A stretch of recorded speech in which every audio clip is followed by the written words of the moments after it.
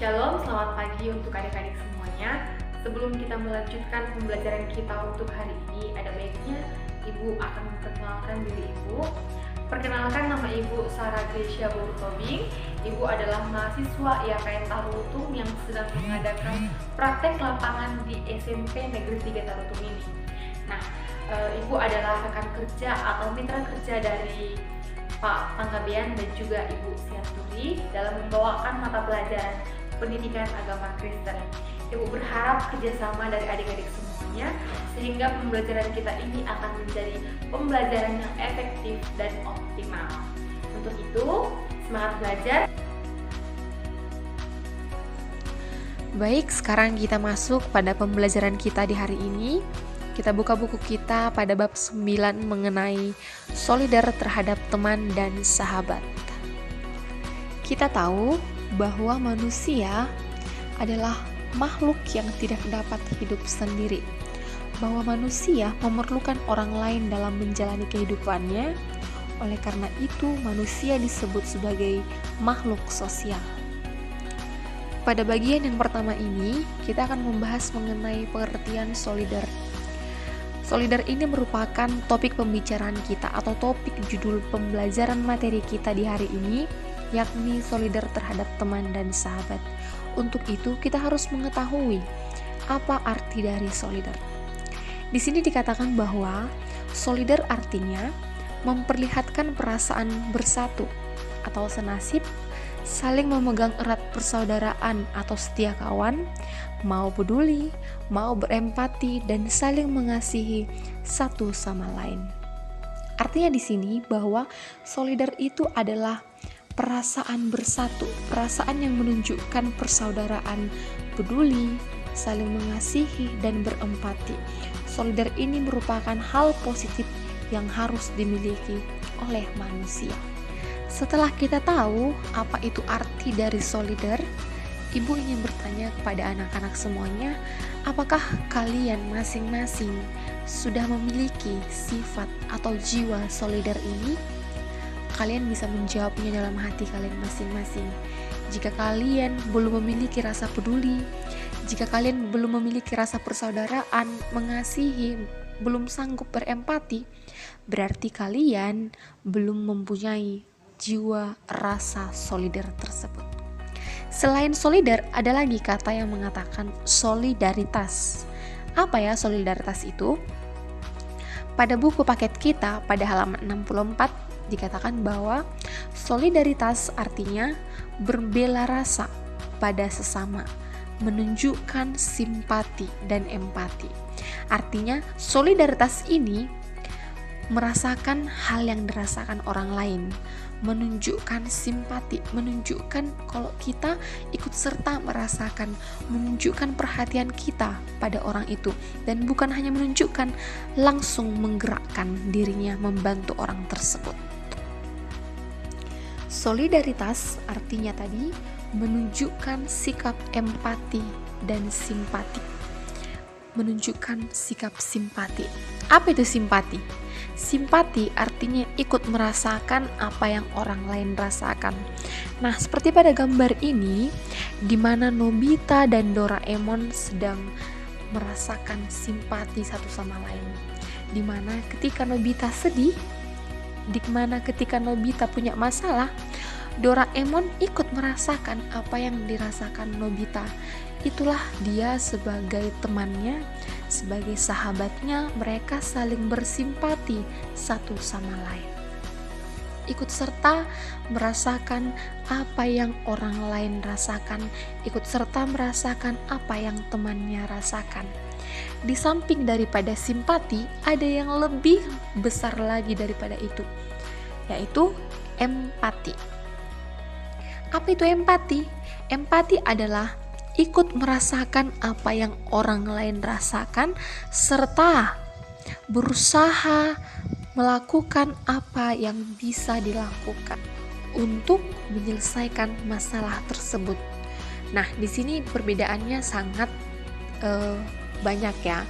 Artinya kalau simpati kita merasakan kasihan misalnya, kita merasakan kesedihan orang lain, kita merasakan oh dia sedih ya, seperti itu, kasihan ya, seperti itu. Tetapi kalau empati berbeda lagi, dia merasa kasihan, dan dari timbul rasa kasihan tersebut, timbul rasa tergerak hati untuk membantu, menggerakkan diri, tidak hanya merasa tetapi berbuat sesuatu. Itulah mengenai solidaritas, di mana menunjukkan sikap simpati bahkan empati kepada teman seperti Nobita dan juga Doraemon, dan kepada orang tua atau sesama manusia seperti seorang anak kepada orang tua yang hendak menyeberangi jalan raya. Sehubungan dengan materi pembelajaran kita hari ini mengenai solidaritas terhadap teman dan sahabat, kita harus mengetahui terlebih dahulu apa itu teman dan apa itu sahabat. Ternyata adik-adik tahu kedua kata tersebut mengandung arti yang berbeda, pengertian yang berbeda. Teman adalah seseorang yang kita kenal dan bisa kita ajak melakukan banyak hal. Teman itu bisa kita temui di jalan, bisa kita temui di sekolah, di gereja, di lingkungan sekolah. Kita bisa menemukan teman di mana-mana. Tetapi berbeda dengan yang satu lagi, yaitu sahabat. Sahabat adalah orang yang kita percayai untuk saling berbagi dan mencurahkan isi hati kita dan tempat menyimpan rahasia kita.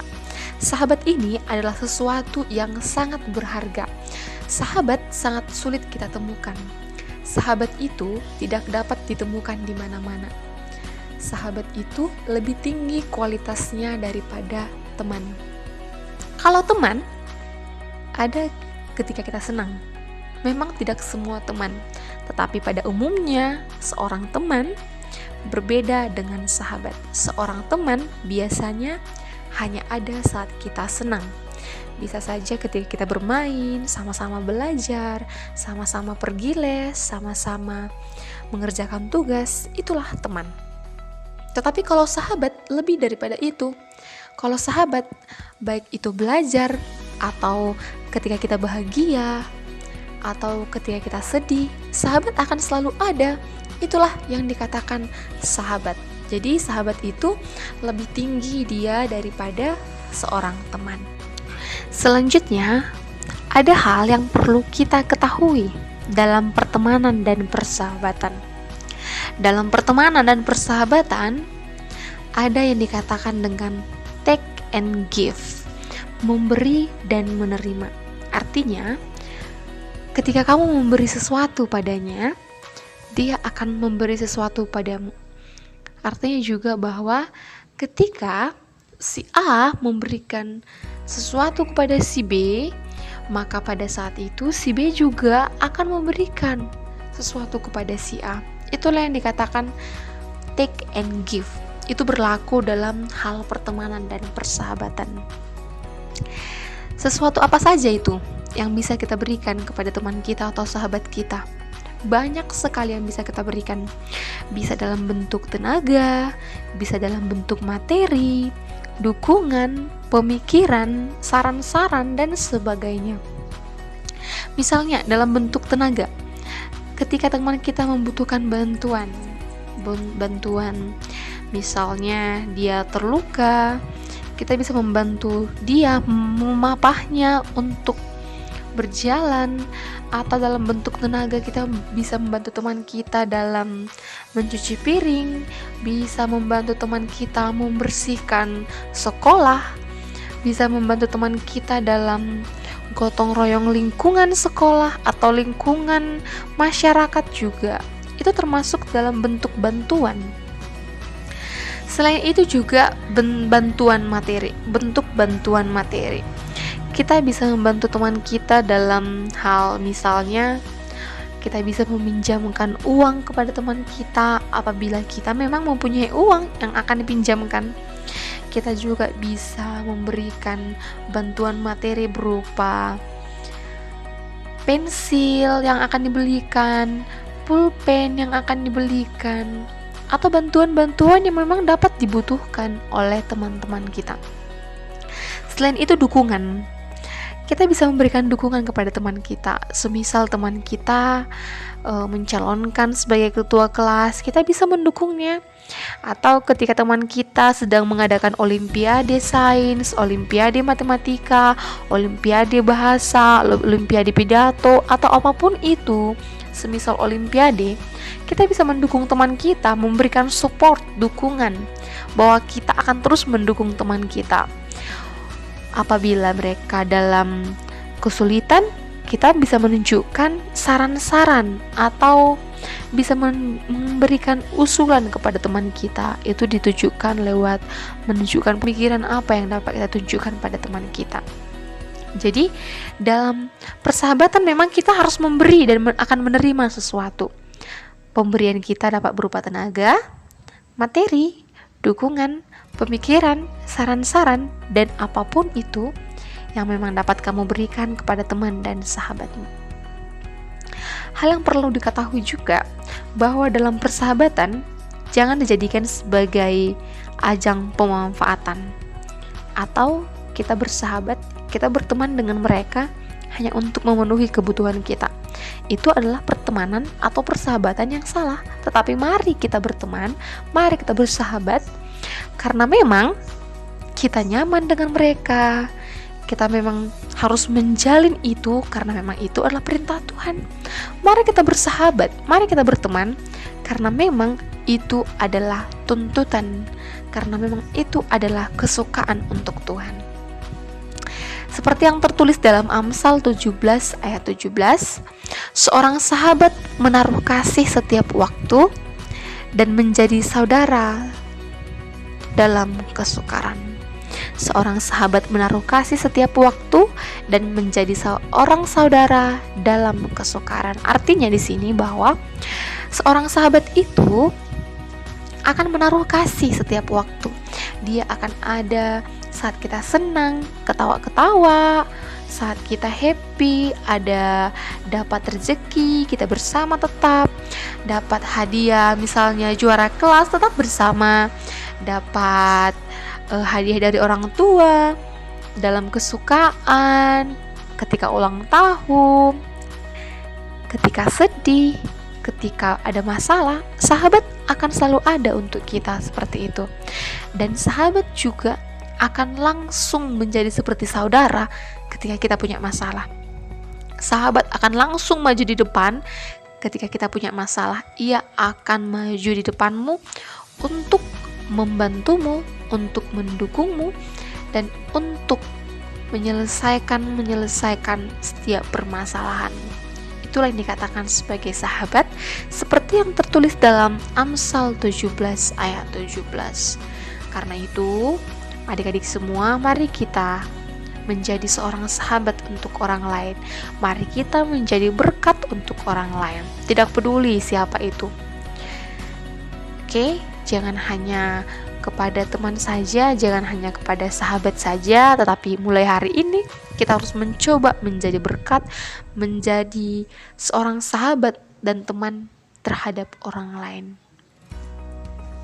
Nah, kita sudah membahas mengenai apa itu solidaritas, apa itu teman, apa itu sahabat. Sekarang kita akan membahas mengenai makna solidaritas dalam pertemanan dan persahabatan.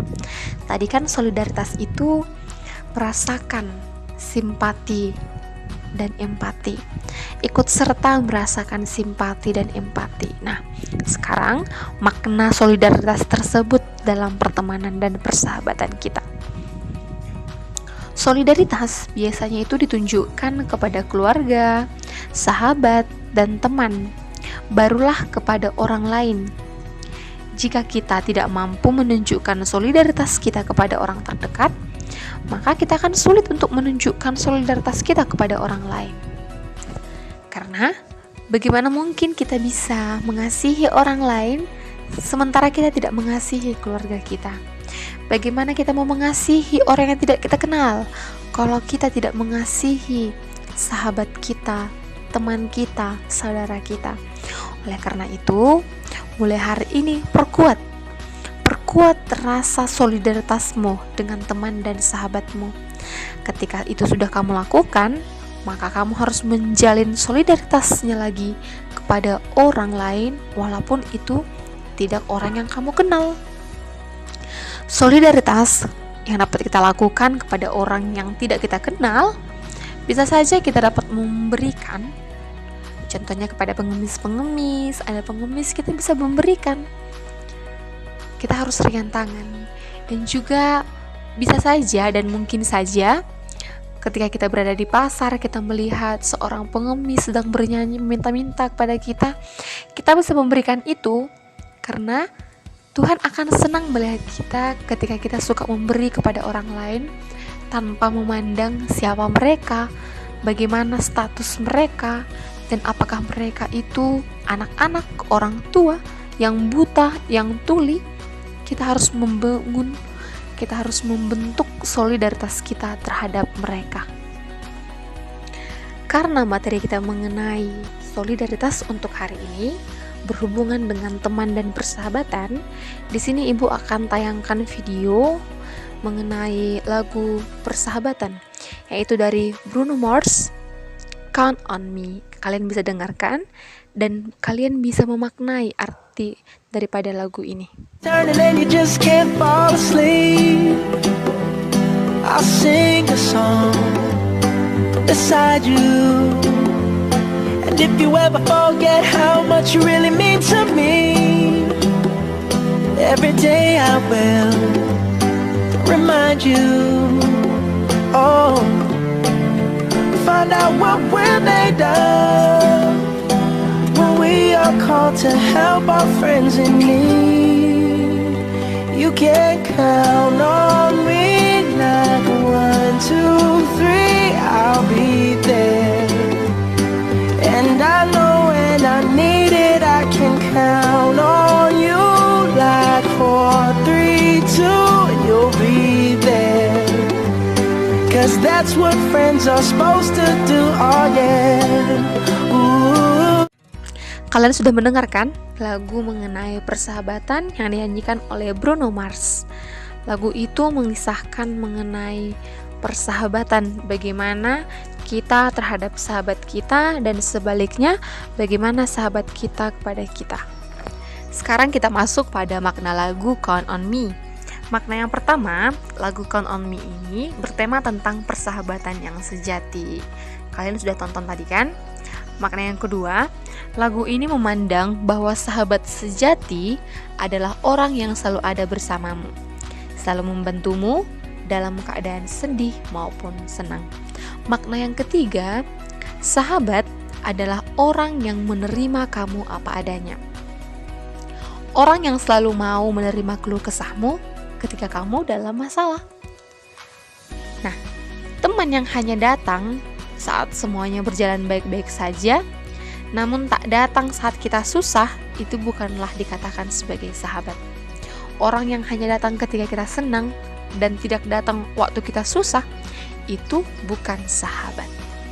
Makna yang keempat, dari lagu ini kita bisa belajar mengenai persahabatan yang sesungguhnya adalah mereka yang selalu ada dan bahu-membahu untuk saling membantu, saling melengkapi, memperbaiki, mengingatkan, dan menasehati.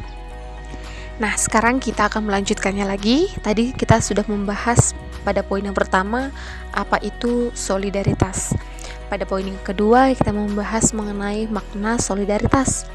Pada poin yang ketiga sekarang ini, kita akan membahas mengenai membangun solidaritas sosial. Membangun solidaritas sosial ini dapat kita lihat pada poin A, belajar dari Yesus. Yesus dan sahabat-sahabatnya. Yesus adalah sahabat sejati bagi murid-muridnya.